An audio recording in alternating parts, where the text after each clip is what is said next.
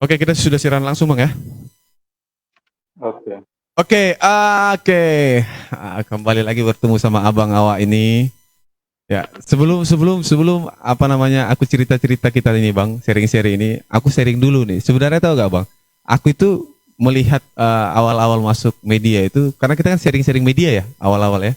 Jadi aku pelajari media banyak, baik itu tentang web dan segala macam karena buat gerakan. Puji Tuhan webnya sudah ada, for PKID, dan belajar dari Abang juga. Desain juga aku belajar banyak contoh dari Abang sebenarnya. Jadi makanya aku bilang ini cocok ini bicara media ini karena aku buat ini juga apa namanya kopi daring ini juga sebenarnya terinspirasi dari yang namanya Markombur ya.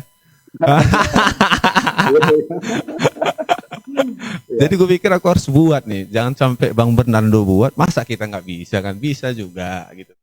Oke, apa kabar Bang? Tapi kayaknya lebih konsisten kayaknya apa ya kopi daring ini ya. Gak tahu lah. Markombur sedikit kita istirahatkan dulu.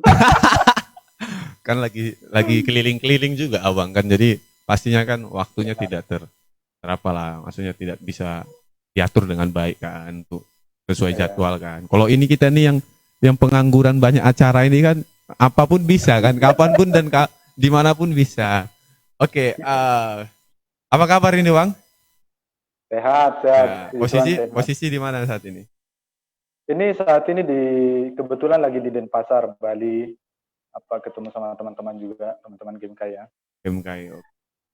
Kita ini kan apa namanya ini, kita kan bicara tentang modernisasi gerakan saat ini Bang. Mungkin bisa diceritakan histori Abang dulu nih dalam pergerakan nih gitu. Teman-teman yang nonton, teman-teman Kopdar ini paham nih dulu. Iya.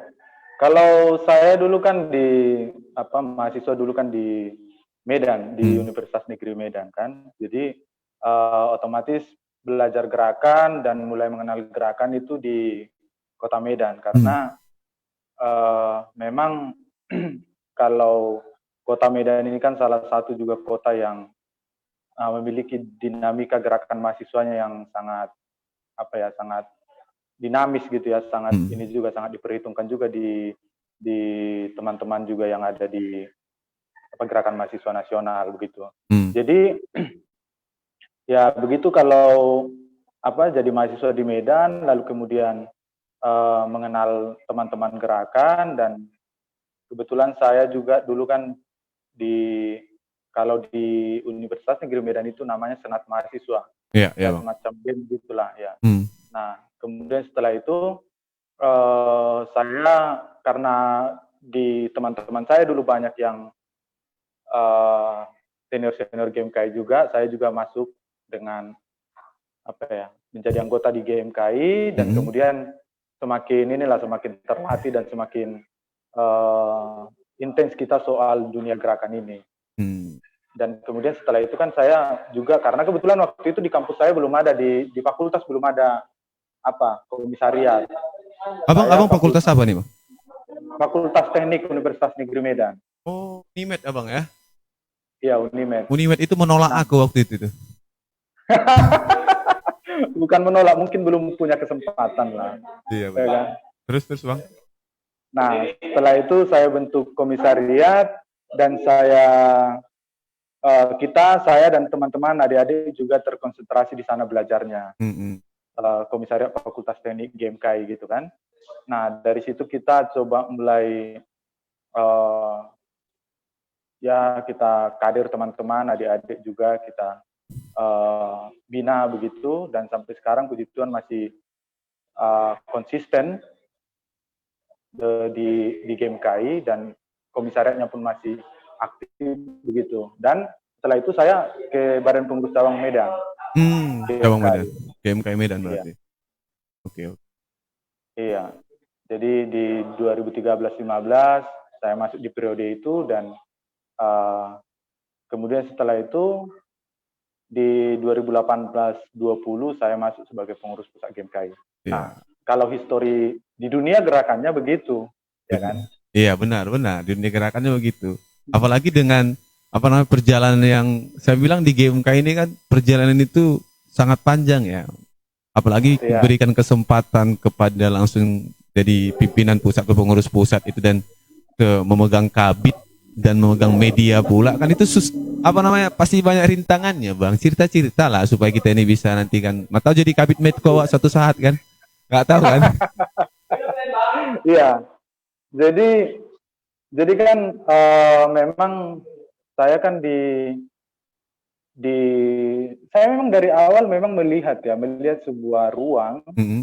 Artinya dengan kehadiran media komunikasi ini kita harus melihat ruang apa ya? Kalau katakanlah dulu ruang kita masih yang dalam dunia gerakan ini masih ya yang konvensional lah, biasa turun ke jalan lalu kemudian melakukan aksi-aksi, melakukan pembinaan kader begitu. Tapi saya melihat bahwa awalnya itu saya dulu komisariat saya juga 2013 itu kita sudah komisariat yang termasuk sudah inilah memanfaatkan media sosial, media komunikasi, salah satunya blog ya kan, lalu media-media sosial lainnya, tapi kita memang berusaha kita bungkus dia memang yang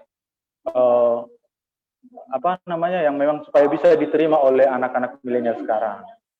Karena jangan sampai kita ini semacam tidak menyatu dengan dengan zaman yang sekarang begitu, kan gitu. Iya sih. Katakanlah kalau kita dalam dunia gerakan, kita sekarang coba refleksi atau kita lihatlah, kita coba membuka diri ke teman-teman yang lain yang di luar kita, yang di luar orang-orang gerakan, kita coba bagaimana sih pandangan mereka ke kita gitu. Ya, masing-masing mereka melihat bahwa kita ini kaku, jadul, ya kan, dan lain sebagainya. Kita tidak menyesuaikan diri dengan situasi sekarang, katakanlah dengan kehadiran media komunikasi yang sangat pesat ini. Gitu.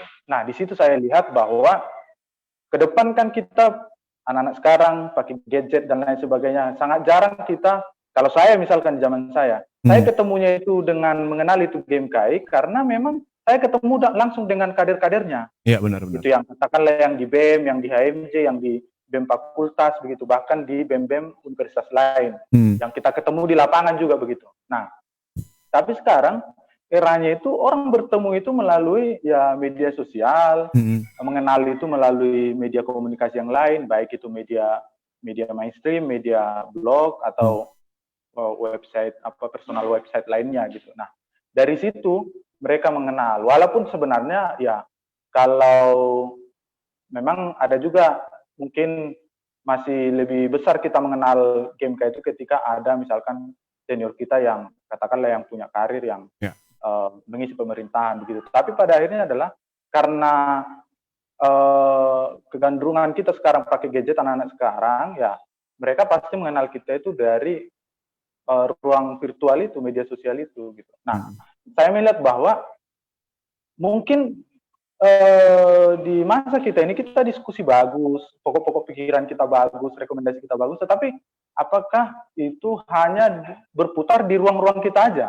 Atau kita mau mempublikasi itu dan kemudian orang secara sadar ataupun secara natural mereka mengadopsi pikiran kita itu untuk mereka realisasi. Atau dalam bahasa dunia gerakannya, mampu nggak pikiran kita itu menggerakkan orang lain yang katakanlah bukan orang gerakan? Iya. Saya pikir itu, ya.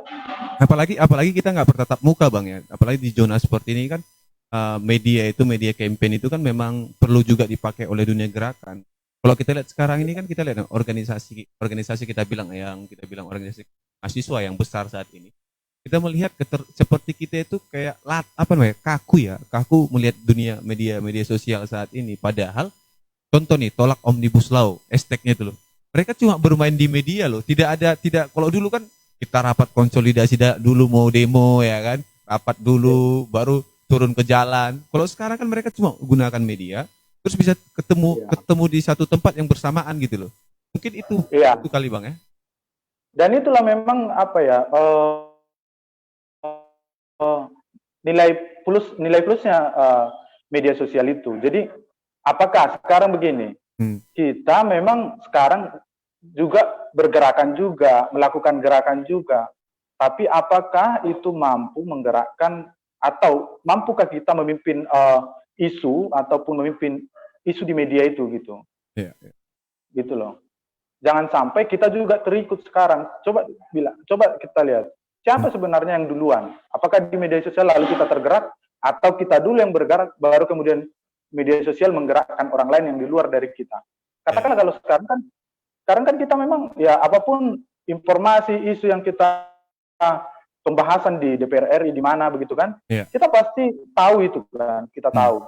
Tapi persoalannya kalau dulu mungkin hanya orang yang berorganisasi yang tahu itu cepat informasi itu.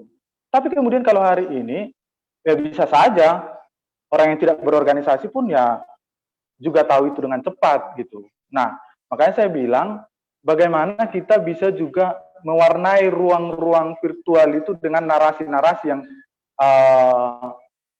selayaknya kita sebagai, kalau kita dibilang cipayung ya, selayaknya kita sebagai orang gerakan yang nasionalis, yang pluralis gitu kan, yang juga memandang keberagaman itu adalah kekayaan kita. Jangan sampai orang-orang yang berpikiran lain itu yang memimpin nanti, seolah-olah kita ini di dalam ruang virtual Indonesia ini sudah lain-lain gitu. Padahal sebenarnya bagaimana kita juga mengisi ruang virtual itu dengan kreativitas baru yang membuat pemuda sekarang, mahasiswa sekarang merasa nyaman untuk membaca, nyaman untuk mempelajari, nyaman untuk mengadopsi pikiran kita itu untuk kemudian menggerakkan mereka. Tentu kan dengan harus tampilan-tampilan yang modern, tampilan-tampilan yang kreatif gitu kan. Jangan pula asal ada lah gitu ya kan. Janganlah.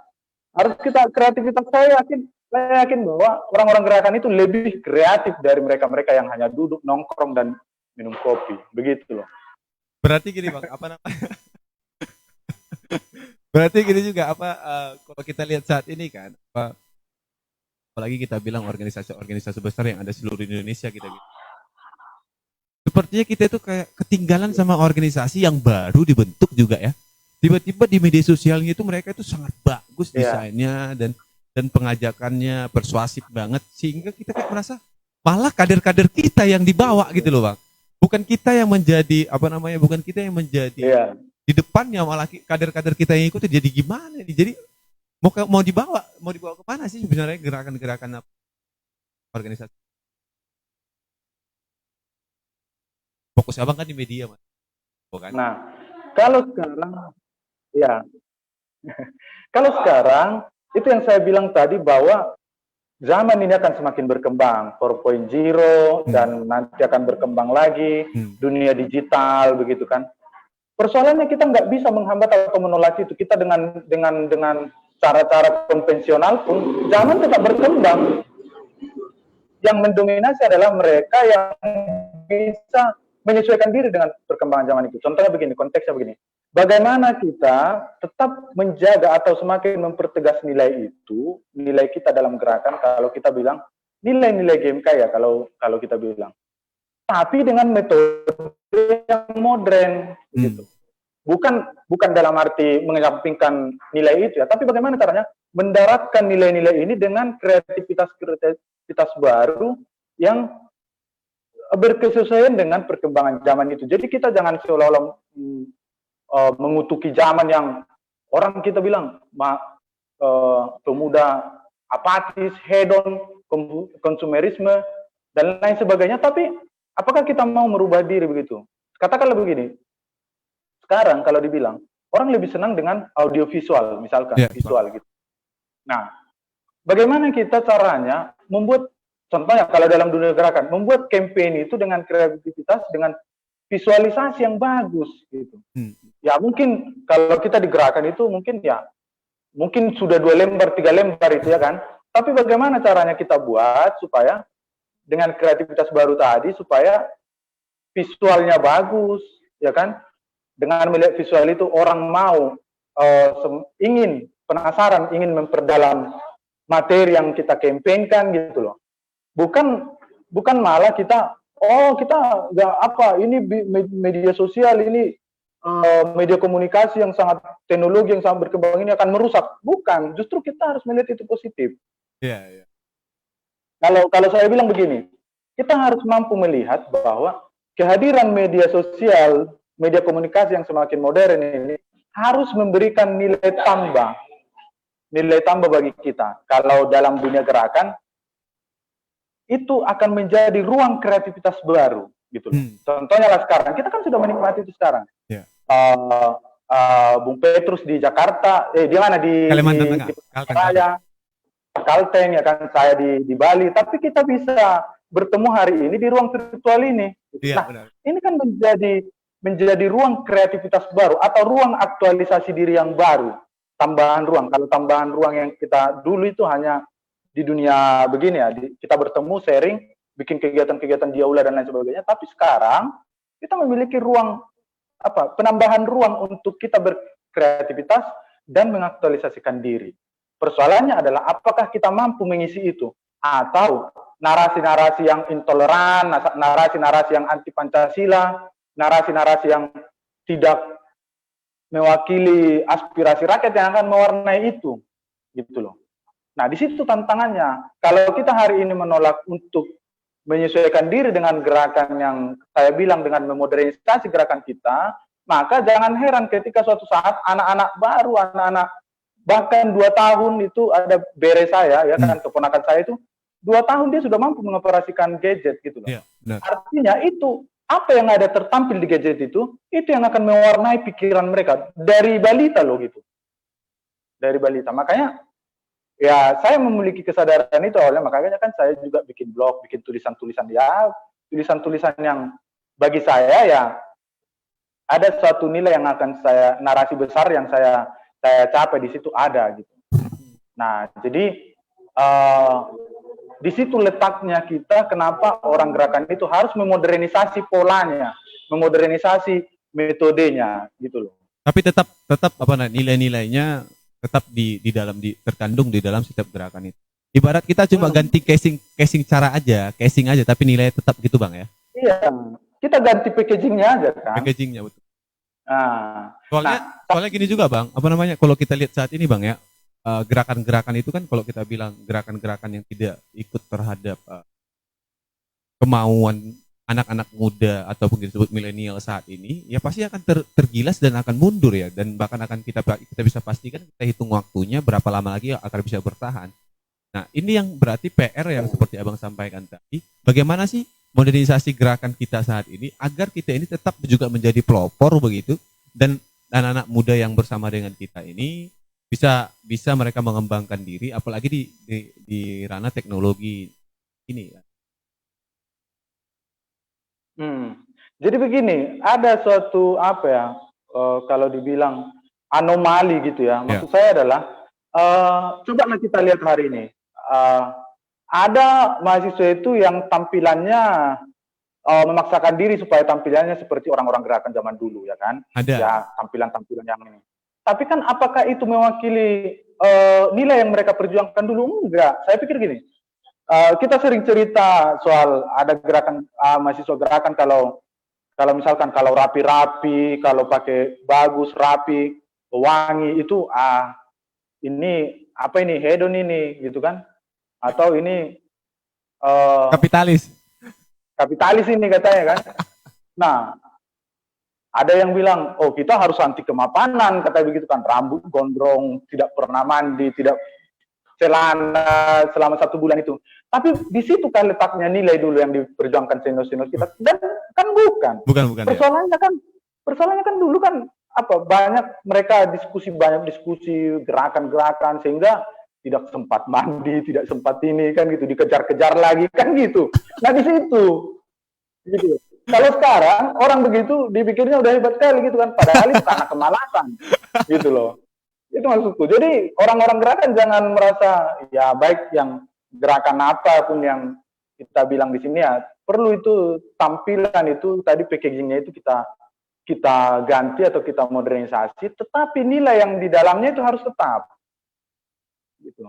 Kalau sekarang katakan lagi nih, teman-teman mungkin akan merasa bahwa ada pemahaman tertentu bahwa apa-apa yang di media sosial itu narasinya itu harus dikonsolidasikan atau katakanlah diorganisir gitu. ya kan? Padahal kalau kita lihat yang dominasi misalkan satu isu yang kita hire itu misalkan itu bisa menjadi ledakan yang menjadi besar di media sosial dan mampu menggerakkan orang itu bukan karena itu diorganisir seperti yang ada dalam pikiran kita gitu loh. Artinya pakai buzzer yang ini pakai tidak, padahal itu sebenarnya tergantung poin apa atau apa yang kita maksud dalam tulisan itu. Sehingga itu orang banyak menyetujui lalu share, ya kan? Orang banyak menyetujui lalu orang banyak yang bersepakat soal itu. Oh ya betul ini. Nah, semakin banyak orang membaca, semakin banyak kita ini kan tulisan atau apapun itu namanya makin akan tampil di gadget orang lain karena kan punya kalau gadget ini kan katakanlah digital ini kan dia memiliki artificial intelligence-nya kan gitu kan. Nah, jadi apa yang dominan, kata kunci apa yang dominan kita cari, maka itu yang akan disodorkan ke kita. Apa yang makin dibaca orang hari ini, itu yang akan disodorkan ke kita melalui gadget kita. Lihat saja. Ya, benar. Gitu. Nah, di situ dia letaknya. Kenapa suatu isu tertentu atau adalah katakanlah menjadi viral begitu ya, karena ya tergantung seberapa banyak yang share, seberapa banyak yang like gitu kan, seberapa banyak yang akan mengklik, dan itu akan semakin banyak, semakin seringlah dia tampil di gadget-gadget orang lain, termasuk di timeline kita, Facebook, timeline di Instagram, apalagi di Twitter ya kan gitu. Ya, banyak. Nah di situ letaknya. Jadi sebenarnya ruang-ruang teknologi atau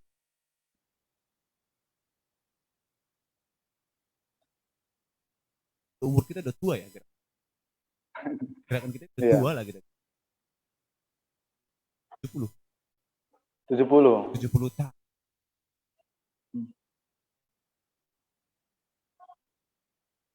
Euforia. Walaupun sampai walaupun seandainya zaman mereka kita bilang itu dan zaman kita saat juga pasti begitu. Ya. Benar ya? Jadi jadi anti gitu loh terhadap kalau bangun gerakan itu harus konsolidasi 3 hari dulu kan, 3 hari 3 malam itu. Aku masih ingat itu waktu mau demo di GMK Jakarta itu kan. Kita konsolidasi dulu, rapatkan dulu siapa korlapnya, isu-isunya apa, titik temunya apa, nanti kita mau ngapain segala macam. Padahal kan di media sosial saat ini kan sudah bisa dikasih ruang ya. Ruang-ruang itu untuk kita bisa berkreasi. Kita bisa berkreativitas di situ sebenarnya. Saya sampaikan tadi gini, Bang. Ini kalau sampai kita nih ya, kalau kita bilang, aku lihat kan ada seperti kemunduran kita dalam kalau kita lihat saat ini, Bang, ini bisa kita jamin kita pun tidak akan bisa bertahan. Dan begitu kalau kita tidak mempergunakan media saat itu untuk mengkampen, kita bilang organisasi kita itu. Kita lihat aja lah dulu. Aku kemarin itu terkejut pas ada yang dibuat oleh ini loh, Millennial Fest itu loh. Millennial Fest itu kan baru ya. Kita ini udah umur 70 tahun masa kalah sama begitu gitu loh. Mereka tuh mempergunakan, iya kan, jujur itu 3.000 orang loh Bang. Kita ini aja kita buat kegiatan Natal aja yang datang 70, 50, itu pun udah seluruh kita undang kan, pemuda-pemuda sana-sana sini. Nggak bayar lagi mereka. Ini mereka bayar lagi kan, bisa datang 3.000 orang. Berarti kan apa kita nih gerakan-gerakan kita seperti kemunduran gitu, kayak kita ketinggalan zaman begitu. Jadi old school gitu yang tidak sesuai dengan anak-anak muda saat ini berarti. Nah ini nih abang saat ini kan udah paham di situ ini kan, maksudnya udah fokus itu, dan aku juga melihat saat ini apa namanya media-media GMK itu desainnya terus video-videonya segala macam itu kan menarik, inspiratif nih, harus dicontoh nih gitu maksudnya. Iya. Perlu, makanya bilang sama abang itu minta begitu. Aku juga terinspirasi dari situ gitu loh. Gak bisa kasih inspirasi juga, menularkan sama teman hal yang baik ini. Karena kalau seandainya kita anak aktivis ini masuk ke ruang-ruang ini kan, ini juga salah satu bentuk yang disebut dengan eksistensi organisasi tuh. Melalui nah ini sampai kapan harus jadi menteri dulu baru terkenal organisasi kita, Bang? Nggak mungkin. Ya, ini anak-anak siapa sih kita ini, anak kampungnya mana lagi? Udah ada yang anak petani ya. Anak petani, Anak petani mau jadi menteri kan nggak bisa, harus tukang kayu baru bisa jadi menteri, jadi presiden kan. Ya, berarti banyak PR bang untuk organisasi berumur lah. Indonesia Merdeka sudah ada, dan perkasa kemerdekaan itu jadi PR untuk menjaga beragama melalui media sosial. Ya itu saya bilang, jadi jangan sampai pikiran-pikiran yang begitu, pikiran-pikiran yang tentang keberagaman ini, keindonesiaan kita ini lah, jangan sampai kita itu hanya kita konsumsi di kalangan kita anak-anak gerakan aja gitu. Dia harus bisa masuk dia ke orang bahkan yang tidur-tidur pakai gadget, ya kaum rebahan sekarang ya kan, harus juga masuk ke situ. Jalurnya melalui apa? Melalui jaringan-jaringan virtual tadi. Caranya bagaimana ya? Bagaimana kita tadi soal memimpin isu di media sosial itu, karena orang sekarang udah 50-50. Ya, ini antara nyata sama yang benar-benarnya bagaimana sih kan gitu kan, ya kan? Makanya banyak yang bikin bercanda-bercanda itu kan, ini seolah-olah ada yang di media sosial tampilannya wow ya kan, tapi kita ketemu ternyata waduh ini ternyata lain gitu, 180 derajat berbeda gitu. Nah, kupikir gini, bagaimana kita gerakan yang kita lakukan ini dalam ya kehidupan nyata di kampus dan lain sebagainya, saya pikir ini pasti juga kalau kita bisa katakanlah memanfaatkan media sosial atau media teknologi ini untuk mengkomunikasikan itu kepada yang kaum rebahan, kaum apa yang kita bilang itu ya, itu jauh lebih bagus. Justru begini, katakanlah tadi sudah ada Bung Petrus sampaikan soal millennial face dan lain sebagainya. Ya. Tapi orang yang hanya, artinya gini, orang yang dunianya tadi bukan dunia orang gerakan, tidak akan bisa sanggup melakukan seperti itu. Tapi apabila dua-dua ini digabung, kan kita lihat juga orang-orangnya di situ. Dia orang gerakan yang mampu memanfaatkan media sosial, dunia teknologi ini untuk menggerakkan orang gitu. Jadi packagingnya itu pas dia rasa, jadi sehingga orang yang tidak ada irisan, nggak ada diorganisir, ya bisa datang dia, apa sih, bikin penasaran begitu kan, ya, benar. Bikin penasaran lalu datang, oh begini isinya ternyata. Nah, coba kalau kita hanya eksklusif aja, kita di ruang-ruang kita aja yang kita bicarakan itu, udah selesai habis gitu.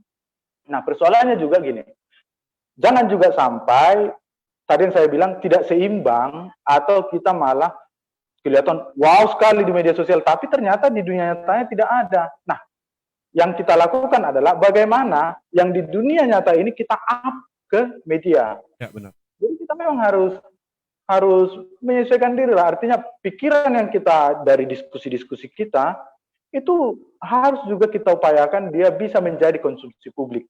Apa ya, konklusi ataupun apa kesimpulan dari situ, apa keresahan kita itu harus juga kita sampaikan. Nah gini, juga jangan sampai juga kita hanya euforia media sosial ya. Maksud saya adalah sampai hari ini saya sendiri atau teman-teman atau orang tua atau apa yang baru ini kan, generasi baru ini kan juga lebih mempercayai katakanlah media yang mainstream, media-media yang bukan media asal abal-abal gitu kan, media-media yang memang terverifikasi, punya aturan untuk bagaimana mereka mengeluarkan berita-berita gitu. Karena begini, karena kalau di media sosial ini semakin dewasa kita nanti bermedia sosial, kita akan semakin meragukan apa yang viral di media sosial. Tapi kalau di media mainstream itu dia selalu memang sudah punya mereka punya aturan ataupun mekanisme sendiri untuk bagaimana itu pada ujung-ujungnya nanti tampil menjadi berita di media massa, gitu kan? Nah, kita juga hari ini juga kan sudah semakin terlatih bahwa jangan sampai kita membaca berita-berita yang di media-media yang tidak ada aturan, ya hanya untuk kepentingan saja gitu. Contohnya narasi-narasi yang bikin tentang intoleransi dan lain sebagainya gitu, atau media-media yang punya pandangan ataupun kecenderungan ideologi tertentu gitu. Nah, itu memang semua orang punya kepentingan di situ. Tapi makanya saya bilang kita harus memilih itu, dan kalau boleh gerakan sekarang jangan hanya masuk media itu ketika demo gitu loh. Karena image-nya sekarang ini udah ya gimana negatif ya gitu. Jangan sampai kita masuk media itu di koran, di media massa dan lain sebagainya itu karena demo gitu. Tapi juga dia harus masuk ketika kita melakukan diskusi tematis, diskusi apa gitu. Terlepas itu diterima masyarakat atau tidak, ya kan? Maaf, diterima masyarakat atau tidak, tapi kan yang namanya mahasiswa, gerakan apa ini namanya? Gerakan amatir ya kan? Iya. Ya dilempar ya kan, kalau diterima masyarakat ya bagus, kalau nggak diterima kita coba lagi cari ide yang baru, Ya. kita lempar lagi ke masyarakat gitu. Nah begitulah, karena kita kan bukan profesional memang, tapi ya kita adalah orang-orang terdidik, orang-orang intelektual yang semua masyarakat menunggu apa sikap mahasiswa, kan gitu. Bagaimana pandangan mahasiswa, gitu. Nah di situ kita harus juga ya itu tadi yang saya bilang, jangan sampai karena demo chaos lalu masuk koran dan lain sebagainya. Itu image-nya sangat jelek. Bagaimana kita supaya diskusi, tapi pokok-pokok pikiran ataupun ide-ide kita itu bisa menjadi konsumsi publik. Bukan hanya di media sosial, tapi juga di media massa. Begitu dia, yang terverifikasi. Gitu dia. Itu saya pikir.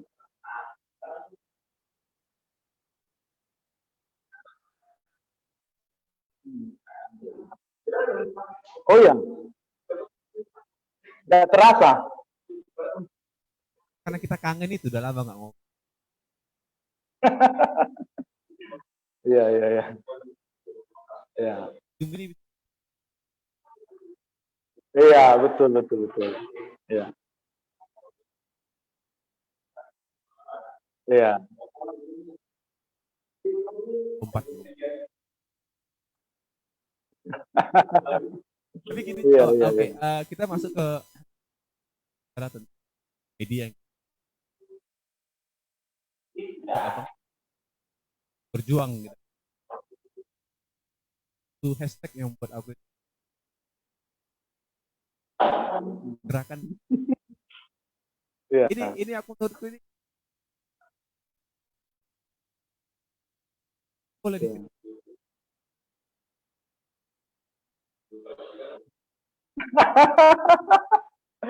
Kalau saya sih memang saya sedikit itu kenapa itu saya lempar ke publik, karena sedikit kan pikiran saya masuk GMK itu kan dengan tema yang memang jadilah teladan dalam berbuat baik, kan begitu dulu.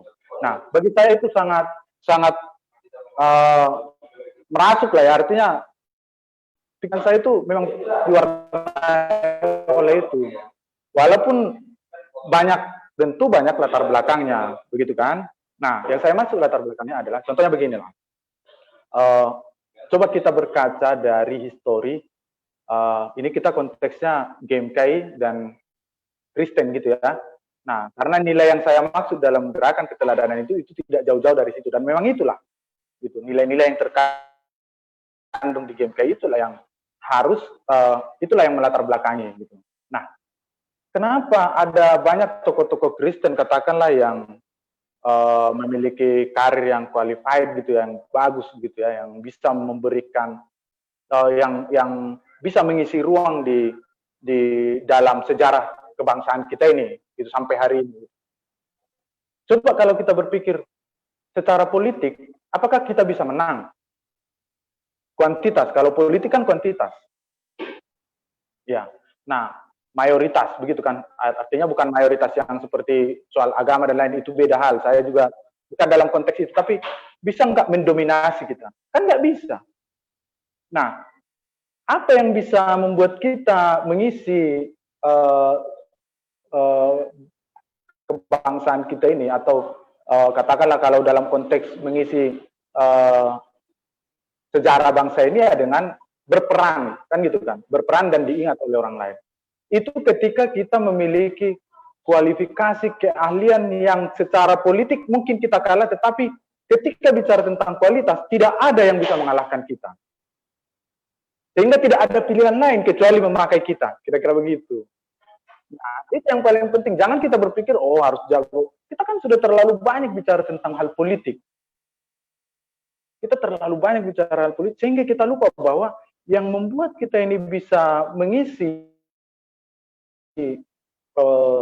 membuat sejarah dalam bangsa itu ketika kita memiliki memang kualitas yang bagus, jadi kader yang bagus, jadi kader-kader yang memiliki keteladanan gitu loh. Bukan teladan artinya teladan seperti kita yang waktu SMP masuk blues ya kan, baju dimasukkan ke dalam, lalu kuku tidak panjang, itu mengerjakan PR, bukan itu ya, bukan itu maksud saya, tetapi nilai yang lebih dalam dari situ, gitu.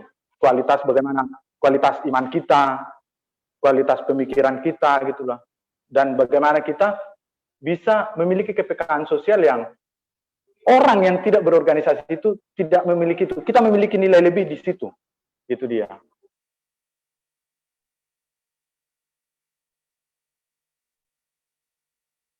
Ya, ya,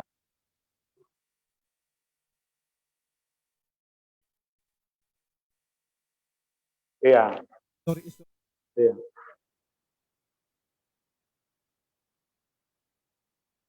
Hmm.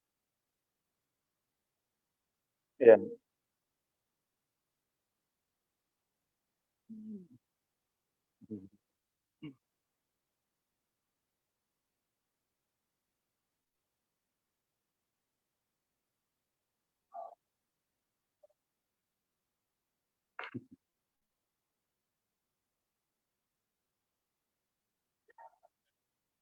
Uh, Kalau GMK itu dia tetaplah dari dulu sampai sekarang dia tetaplah begitu. Nilai-nilai itu tetap ada,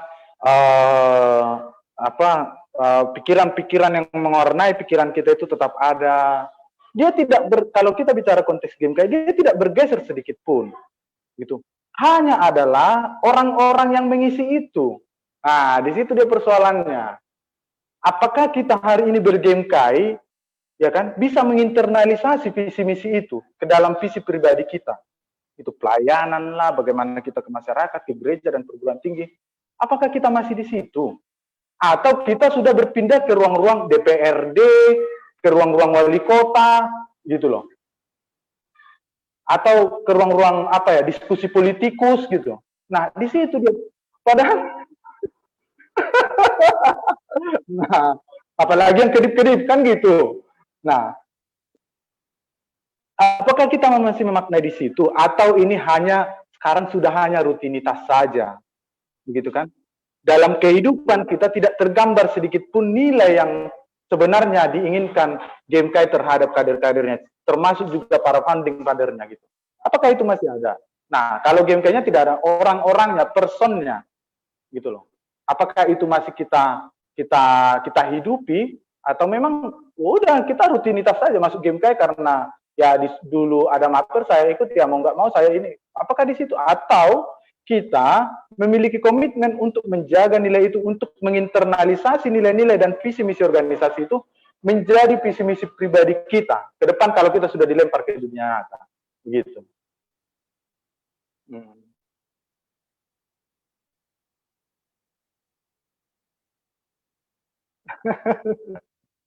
Iya.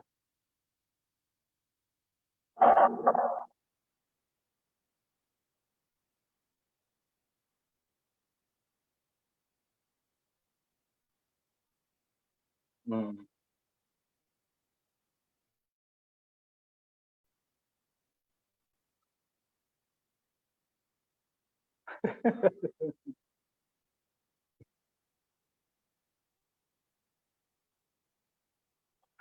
Etika untuk melayani. Hmm.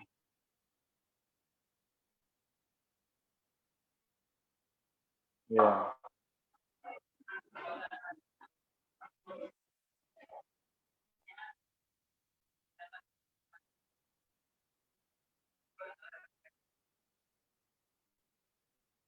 Iya.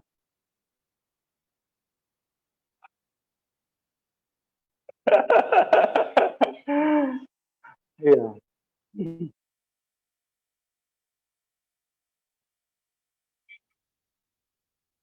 Iya,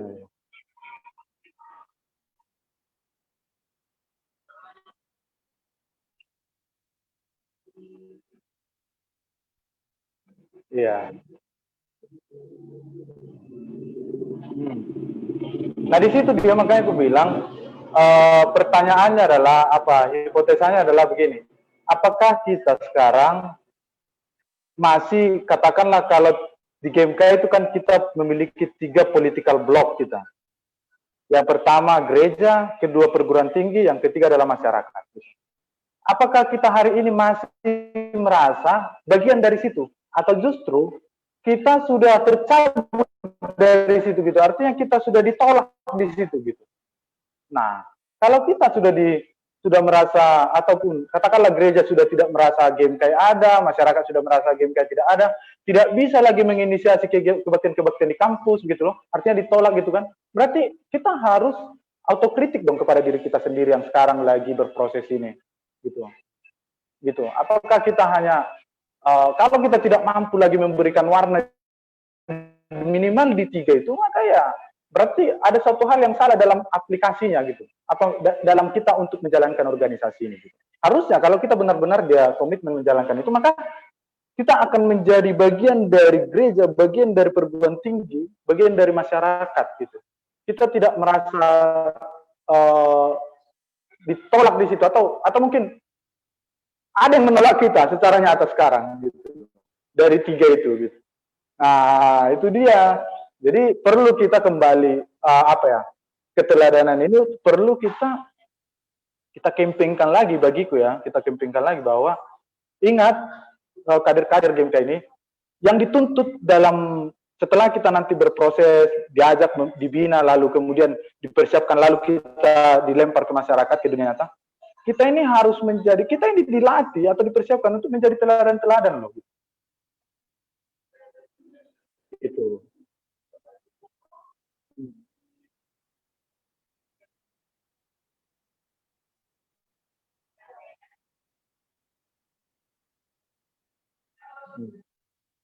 Hmm.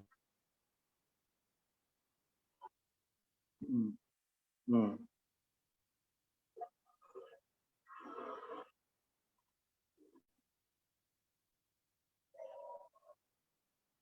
Hmm.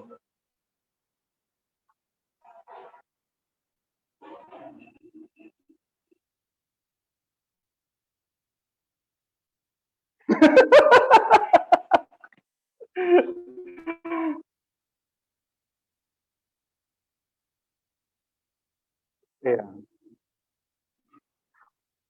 iya, iya betul.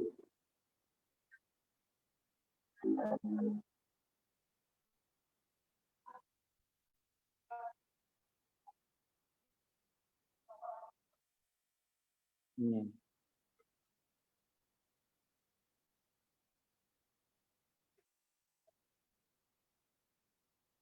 Hmm.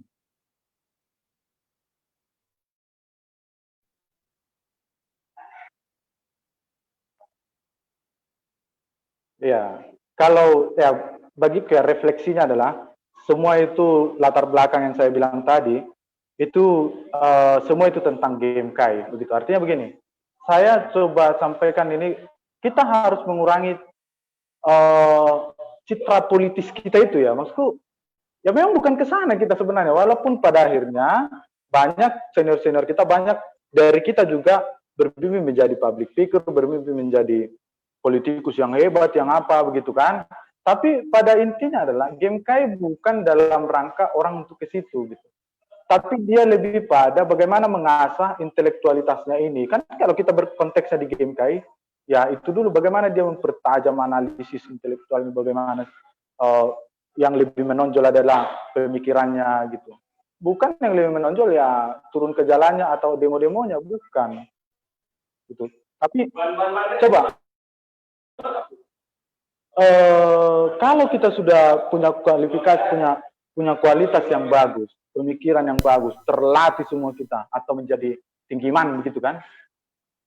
Saya pikir tanpa kita, ini kan coba kita, apakah kita sekarang disebut yang hanya karena simbol-simbol kita hari ini gitu kan? Tapi sebenarnya bukan di situ. Cara melihatnya begini, ketika kita dilempar ke masyarakat, kau bawa simbol atau tidak, tapi orang tahu kau itu Kristen, nilai-nilai yang kau lakukan di situ adalah gambaran dari citra diri seorang Kristen. Nah, orang akan tahu tanpa kau membawa salib, membawa apa gitu di situ. Tapi orang tahu, oh ini, oh itu Kristen ya, oh begitu mereka Kristen ya, gitu. Jadi memang di zaman ini kan memang kita perlu sedikit apa ya, apa namanya itu, ya kadang-kadang simbol-simbol itu kan bukan mewakili sikap ataupun karakter yang sebenarnya, gitu kan. Yang kita perlukan adalah biarlah simbol itu nggak nampak, tetapi karakteristik kita adalah karakteristik orang Kristen, gitu. Karakteristik seorang GMK yang sudah ya diajari belajar tentang bagaimana dia bermasyarakat, bagaimana dia ke gereja, dan bagaimana dia mengaktualisasikan diri di kampus-kampus dengan latar belakang nilai-nilai tadi. Gitu. Oke, dengar suara gua nggak bang? Dengar. Dengar ya? Ada masalah di mic gue ini sebenarnya. Tumben biasanya ini. Adakah yang hack ini? Makanya begini nih ceritanya. Oke, dari banyak hal yang kita diskusikan bang, yang mengenai itu gerakan, organisasi dan media. Jadi tujuan.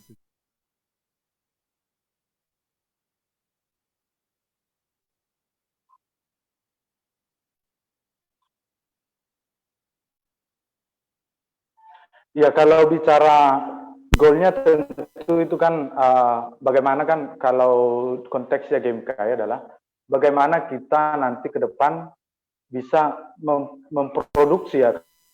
Kalau kita bicara laboratorium, makanya kita bagaimana caranya, goalnya adalah bagaimana kita memproduksi lebih banyak lagi kader yang memang dia nanti ke depan akan menjadi teladan-teladan di masyarakat, dan tentunya dia harus mampu juga memiliki mampu menghadapi persaingan global, begitu kan, persaingan yang semakin terbuka ini, bukan orang-orang yang pada akhirnya nanti terpinggir dia, gitu. Bukan, tetapi dia harus memang di depan dia, memang dia di epicentrum permainan itu, kira-kira kalau begitulah analoginya gitu. Bukan orang-orang yang terpinggir, tetapi melakukan pembenaran diri dengan mengatakan bahwa oh kita pengen mengabdi kepada masyarakat ke pedalaman-pedalaman gitu. Padahal sebenarnya karena tidak mampu bersaing di apa tadi pusat itu tadi gitu, pusatnya itu gitu loh. Terakhir terpinggirkan, menyingkir karena memang dia tidak mampu bersaing. Nah, ke depan yang mau kita lakukan kan katakanlah begini, kita kan ini kan organisasi yang betul-betul kaderisasi ya, terminal kader gitu. Yang artinya bahwa terminal kader beda dengan organisasi lain yang setelah selesai berorganisasi udah lepas gitu. Kalau kita ini mungkin sampai kita akhir hayat kita akan menjalankan juga apa ya, nilai-nilai GMK itu di dunia kita nanti gitu. Bagaimana kita menganggap bahwa dimanapun kita nanti ditempatkan itu adalah ladang pelayanan kita begitu. Nah, di situ sebenarnya ke depan ya kalau kita hari ini tidak melakukan terobosan yang baru, artinya katakanlah saya bilang tadi tetap kita bahkan mempertegas nilai itu atau memperkuat nilai itu, tetapi metodenya harus berbeda karena apapun ceritanya tidak masuk lagi dengan cara-cara yang dulu, akan susah masuk ke pikiran pemuda-pemuda sekarang gitu. Nah, bagaimana kita merubah metodenya supaya bisa dia menginternalisasi nilai-nilai yang kita maksud di GMK itu, kemudian nanti ke depan akan mewarnai pikirannya, mewarnai karakternya, mewarnai dirinya gitu, mewarnai dirinya, apalagi terlebih kepada pikirannya. Nah, kupikir ya kita memiliki, saya sangat berkeyakinan bahwa dari manapun, dari ujung daerah manapun dia berasal, saya berpikir bahwa kita ini sama-sama memiliki uh, apa ya kualitas apa sama-sama memiliki kesempatan yang sama gitu. Persoalannya adalah siapa yang lebih keras belajar ke depan itu yang akan menjadi menjadi pemimpin-pemimpin, menjadi orang-orang yang bisa katakanlah diserap pemikirannya gitu. Ketika memang kita tidak mempersiapkan itu, contohnya kita sebagai GMK ya, seminimalnya harus ada perbedaan orang yang tidak berGMK dengan orang yang berGMK. Ya. Gitu.